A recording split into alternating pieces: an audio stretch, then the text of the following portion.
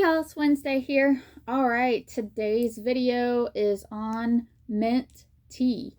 I apologize. I wanted to get it out there to you yesterday, but life. There's just so many things you can do in a day. Anyways, okay, so I've got my little cheat sheets over here that I will be reading off of, because it is a lot of information. Okay, so some of the things that mint tea is good for is nausea, helping nausea, headaches, migraines. I know that I've taken some essential mint oil, put it on my fingers, and then rubbed it on my temples, and that helped a lot. Putting it in a diffuser. I like to put it in a diffuser sometimes. There's so many things you can do with mint. It's just incredible. So it helps with digestion. If you drink a cup of it after you eat something that you're afraid you might have issues with, tummy issues, it's really good for that. It relaxes your muscles, which helps you better after meals. And it's one of the best remedies for upset stomach. So also, while you're drinking it, it is helping your breath. You still got to brush your teeth, y'all. It's not going to stop you from not having to brush your teeth.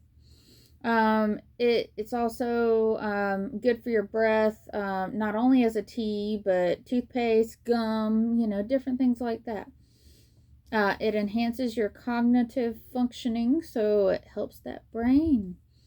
It helps with menstrual problems, cramping, stuff like that.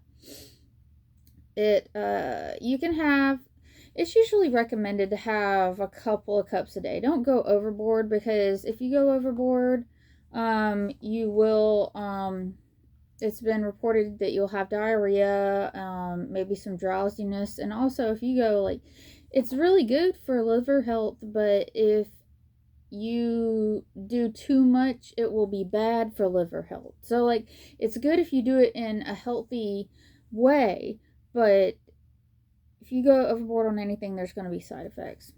All right, so it helps with prevention from cancer development.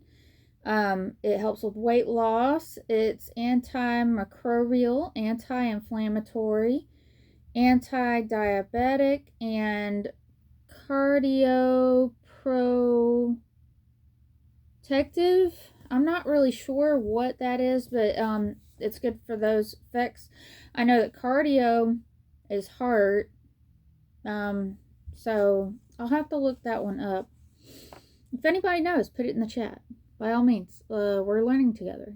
This is not a me thing. This is a us thing. So let's help each other out in this community. Put what you know about it down below.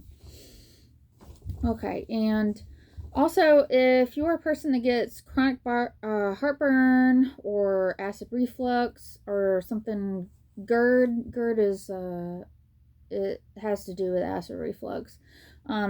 This tea might not be for you, because this tea might make those things worse. So you can try it, but if it makes it worse, this is not the tea for you.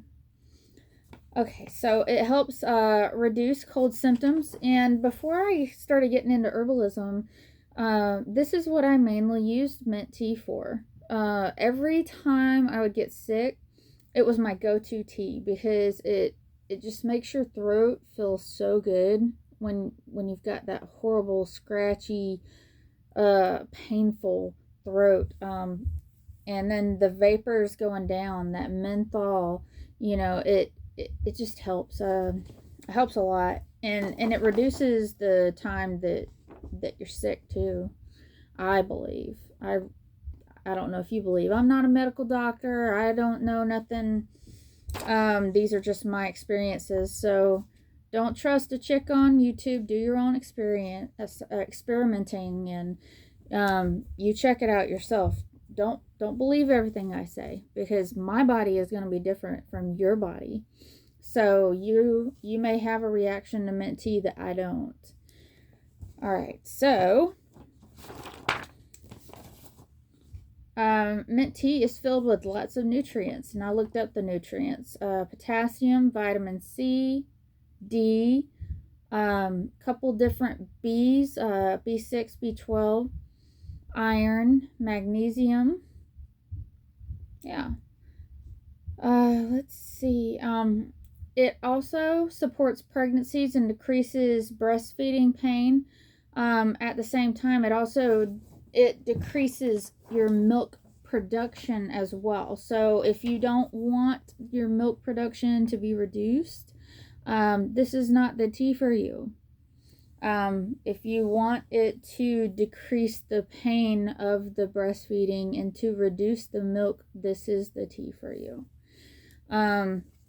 You can always talk to your doctor about that, but please make sure that your doctor is actually knowledgeable about herbs and is not just gonna like try to push Western medicine in your face. Like, some doctors do know Eastern medicine pretty good, but like, you know, you've Rosemary Gladstar, she talks about this. She talks about I don't know why everybody's like, oh, go and talk to your doctor, but like, if the doctor is not knowledgeable about the herbs, they may have had to learn some of this stuff in school, but did they really pay attention to it? Did they really have a passion for it?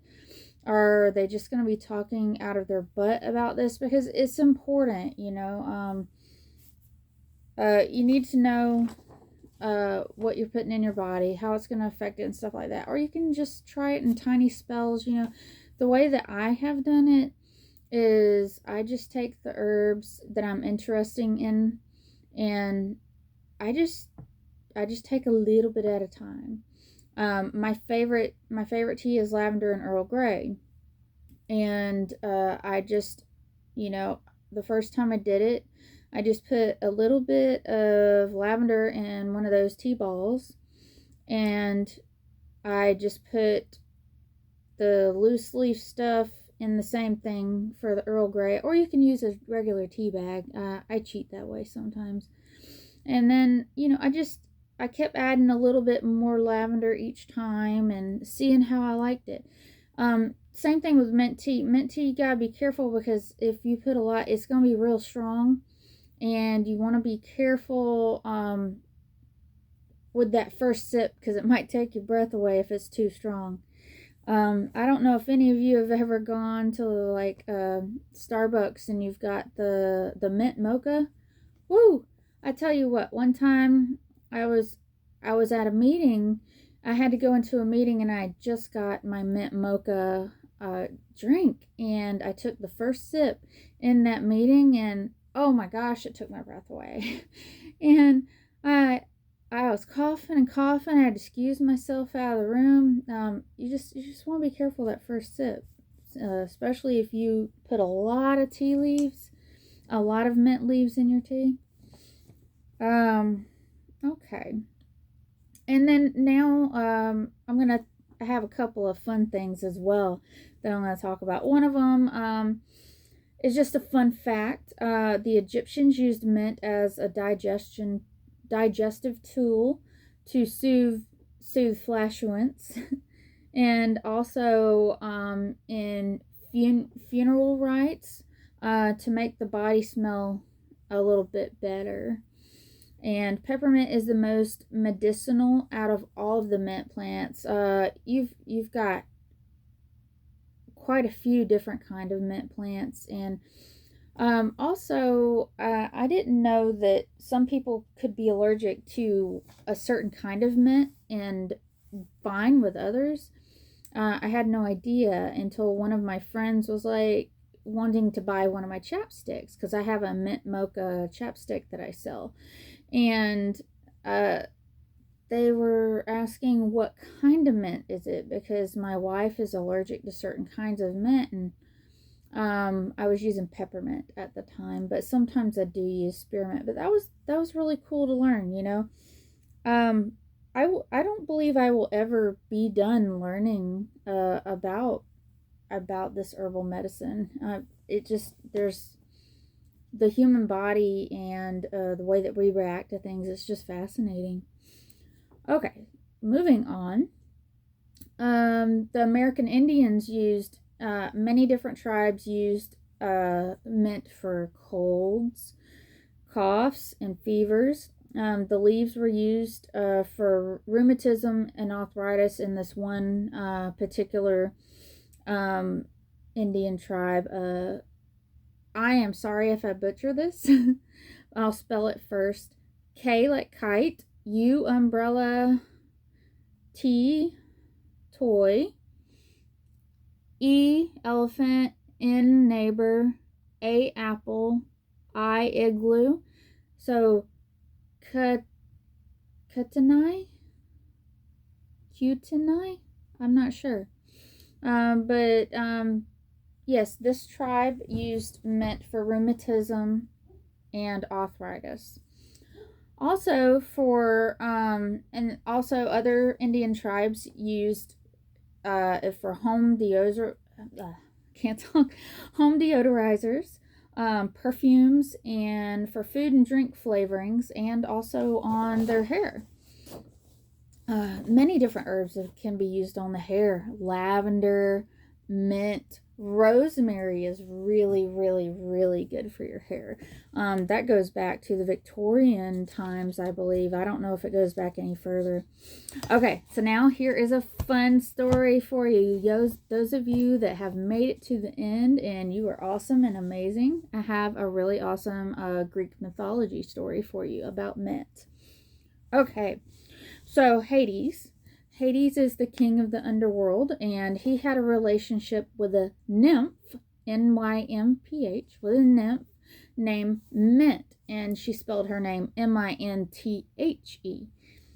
And Hades has a wife. Her name is Persephone, and Persephone got very jealous of Mint, and she had her transformed into the plant, the mint. Hades couldn't turn her back, and he was not able to turn her back because it wasn't his magic that created her into this form. So all he could do was cast another spell that when the plant is crushed, there would be a wonderful, refreshing smell, and someone could experience an incredible, beautiful smell, and she would still captivate anyone in her presence, even in her new state. So that was really sweet. There's another version of it that Persephone had Mint trampled to death by Demeter or torn into pieces, and then Hades turned his deceased lover into the herb after this. I don't know, which one do you like? I think I like the first one, that she just turned her into a plant, and then Hades made it that every time you crush it, that anybody would be captivated in her presence, even her in that state. I just like that. Alright, well, I know this was a longer video today. I hope you guys will please like the video on YouTube. Share my content if it is helpful. And, like, share, subscribe. And you guys go out and do something nice for somebody today. And leave some comments down below. I do answer my comments. And I'm really grateful for all of you that are following me. And I really appreciate it. I never thought that so many people would want to hear what I have to say. But I just share things that are on my heart and that mean something to me. And sometimes I put fun stuff up, like dog videos or Dragon Con videos and stuff like that. And I don't know, it's just me. But you guys have a wonderful day. Bye.